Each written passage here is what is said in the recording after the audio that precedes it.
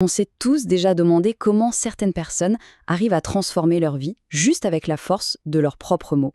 Eh bien aujourd'hui, on va décortiquer un texte assez fascinant, une sorte de manifeste personnel qui s'appelle Confession et proclamation du prodige intérieur. On va voir ensemble comment quelques phrases peuvent en fait dessiner tout un plan pour libérer un potentiel qu'on ne soupçonnait même pas. Et voilà, tout part de là. Ça a l'air simple, mais c'est vraiment la pierre angulaire de tout le système. Ce n'est pas juste une pensée positive, c'est l'affirmation qu'une force, ce fameux prodige, existe déjà à l'intérieur de nous. Et pas juste un peu, il abonde. C'est cette croyance de départ qui est censée tout faire basculer. D'accord, mais concrètement, comment est-ce qu'on passe d'une simple phrase comme celle-là à une transformation complète de sa vie?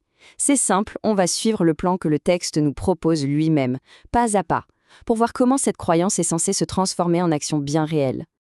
Alors voilà le programme. On va suivre 5 étapes clés. D'abord, la confession, le point de départ. Ensuite, comment ça transforme l'état d'esprit. Puis, on verra la bataille contre les obstacles, comment on incarne une toute nouvelle identité. Et pour finir, on parlera de ce chemin de progression continue. Allez, c'est parti. Première étape donc. C'est quoi exactement ce prodige? Avant d'aller plus loin, il faut qu'on plonge au cœur de cette croyance fondamentale pour bien comprendre ce qu'elle veut dire. Le texte ne le définit pas comme un simple talent ou une petite qualité. Non. C'est un véritable moteur de puissance intérieure. L'idée, c'est que cette force nous donnerait les moyens de balayer les distractions et, plus fort encore, de régner sur notre propre vie. On parle carrément de souveraineté personnelle. Rien de moins. Bon, d'accord. Croire en ce prodige, c'est une chose, mais comment est-ce que ça se traduit en changement réel, palpable? Le texte présente cette croyance comme un catalyseur, l'étincelle qui est censée mettre le feu aux poudres. Et c'est là que ça devient vraiment intéressant. Le processus part de quelque chose d'assez abstrait, la foi, pour viser une transformation totale. Mais regardez où ça atterrit, dans le monde très concret de la recherche d'emploi. On voit un pont direct entre le spirituel et le professionnel. La foi devient un outil de carrière.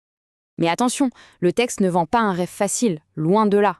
Cette transformation, elle est décrite comme une vraie bataille. Un combat qui se joue avant tout à l'intérieur, dans notre propre esprit. Le conflit est posé noir sur blanc, ici. D'un côté, on a nos propres pensées limitantes, ces raisonnements qui nous freinent. Et de l'autre, le texte propose une véritable contre-attaque, le pouvoir de renverser activement ces barrières. Face à la distraction, la réponse, c'est pas la passivité, c'est la diligence. C'est une vraie stratégie de combat mental. Et pour moi, tout est dans ce mot « je refuse ». Ce n'est pas une suggestion, c'est une décision radicale, une prise de position ferme. L'idée, ce n'est pas de subir les distractions, mais de s'engager activement à les rejeter pour ne laisser passer aucune opportunité. L'action est vraiment au cœur du truc. Ok, une fois que la bataille mentale est engagée, comment ça se manifeste au quotidien? Là, on entre dans la phase où il s'agit plus seulement de penser différemment, mais d'être différent, d'incarner pleinement cette nouvelle identité. Et c'est là que le texte prend une tournure presque incantatoire, une répétition, comme un mantra, pour remodeler toute la personne. Le point de départ, le plus profond, le caractère. Il doit devenir le miroir du prodige. Ensuite, on passe au désir. Fini les envies qui partent dans tous les sens. Eux aussi doivent s'aligner sur la vision du prodige. Puis, on retourne sur le champ de bataille principal, l'esprit. Chaque pensée doit être, en quelque sorte, conquise et transformée pour refléter cette identité. Et pour finir, la vitrine, ce que les autres voient de nous, l'attitude.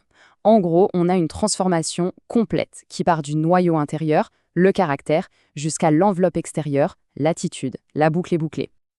Alors, une fois qu'on est transformé, on arrive où? C'est quoi la destination finale? Eh bien, justement, il n'y en a pas. Le texte nous projette sur une trajectoire, un véritable chemin d'ascension continue. La trajectoire est super claire. C'est un mouvement perpétuel vers le haut. Le vocabulaire est d'ailleurs celui de la conquête. De progrès en progrès, de victoire en victoire, d'excellence en excellence, et même de territoire en territoire. Et l'idée, c'est d'étendre son influence dans tous les domaines de sa vie. Et tout ce cheminement, tout ce processus mène à cette affirmation finale, presque royale. Je règne ici-bas. C'est l'aboutissement, la prise de pouvoir totale sur sa propre existence. Ce qui nous laisse avec une question assez intéressante au fond. Si la réussite, ce n'est plus une compétence à acquérir de l'extérieur, mais une force intérieure à libérer par la foi, est-ce que ça ne change pas complètement notre manière de voir la prise en main de notre propre destin? Ça fait réfléchir, non?